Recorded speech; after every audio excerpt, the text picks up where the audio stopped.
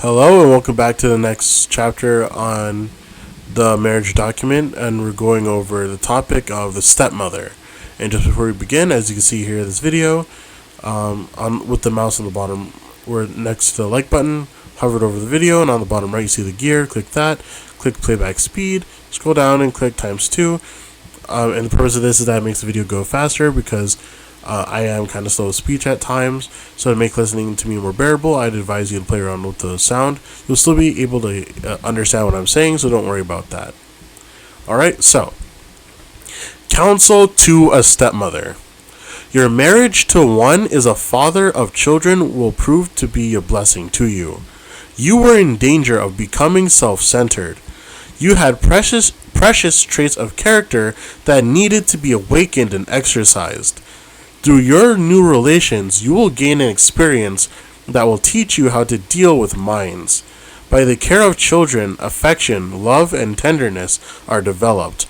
The responsibilities resting upon you in your family may be a means of a great blessing to you. These children will be to you a precious lesson book. They will bring you many blessings if you read them aright.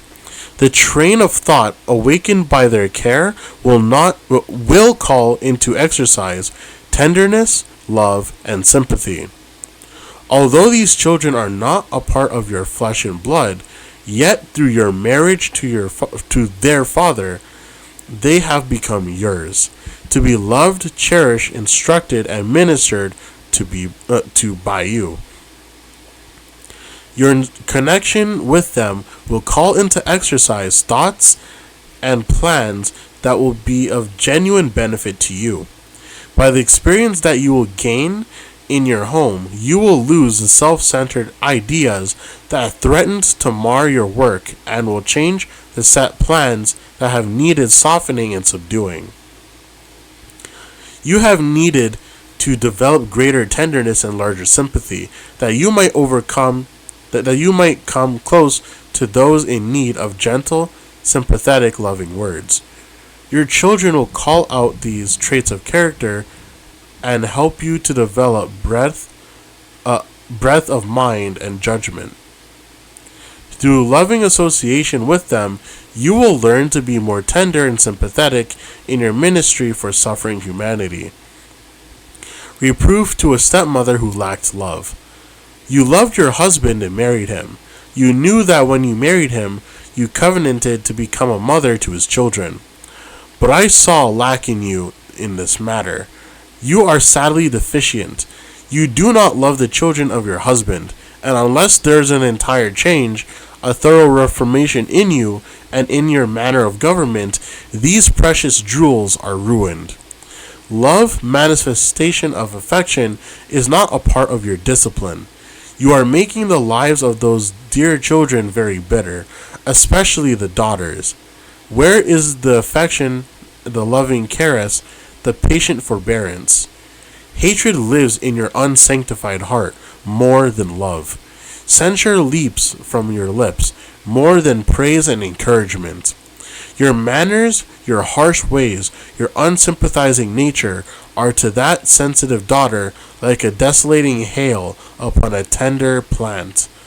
It bends to every blast until its life is crushed out, and it lies bruised and broken. Censure means to condemn, criticize, castigate, chastise, savage, condemnation, criticism, attack, abuse, revilement, disapproval, etc. Your administration is drying up the channel of love, hopefulness, and joy in your children. A settled sadness is expressed in the countenance of the girl, but instead of awakening sympathy and tenderness in you, this rouses impatience and positive dislike. You can change this expression to animation and cheerfulness if you choose. Children read the countenance of the mother. They understand whether love or dislike is there expressed. You know not the work you are doing. Does not the little sad face, the heaving sigh welling up from a pressed heart in its yearning call for love, awaken pity? Results of undue severity. Some time ago, I was shown the case of J. Her. I don't know who that is exactly. It just says J. So whoever that's supposed to be. Anyway, her errors and wrongs were faithfully portrayed before her, but in the last view given me, I saw that the wrongs still existed, that she was cold and unsympathizing with her husband's children. Correction and reproof are not given by her for grave offenses merely, but for trivial matters that should not be passed by unnoticed. Constant fault-finding is wrong, and the Spirit of Christ cannot abide in the heart where it exists.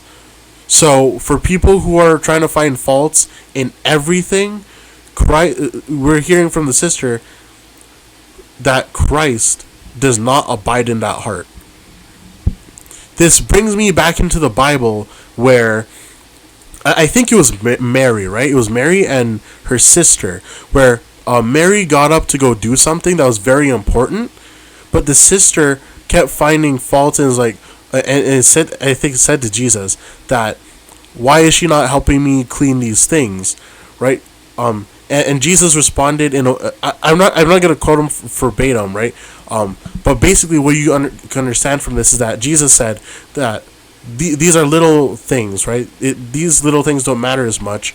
You're fine to do it, but she talking about Mary is looking at a bigger picture that really is important. Let her go and do what's important. And the takeaway of me saying that is that a lot of people try to find many problems in literally anything. And because they are trying to do that, they have the spirit of strife and contention and all those negative things. And because of that, God as a result does not abide in the heart. Because you are basically replacing Christ with strife. That's basically what you're doing. So that's something to keep note of. Anyway, continuing on. She is disposed to pass over the good in her children without a word of approval, but is ever ready to bear down with censure if any wrong is seen. This ever discourages children and leads to habits of heedlessness. It stirs up the evil in the heart and causes it to cast up mire and dirt. In children who are habitually censured, there will be a spirit of, quote, I don't care, end quote, and evil passions will frequently be manifested regardless of consequences. Sister J should cultivate love and sympathy. She should manifest tender affection for the motherless children under her care. This would be a blessing to these children of God's love, and would be reflected back upon her in affection and love. When double care is needed, children who have lost the one in whose breasts maternal love has flowed have met with a loss that can never be supplied. But when one ventures to stand in the place of mother to the little stricken flock, a double care and burden rests upon her to be even more loving, if possible, more forbearing of censure and threatening than their own mother could have been, and in this way supply the loss which the little flock have sustained. So this will be the end of this chapter, and I'll see you guys for the next one. See you guys later.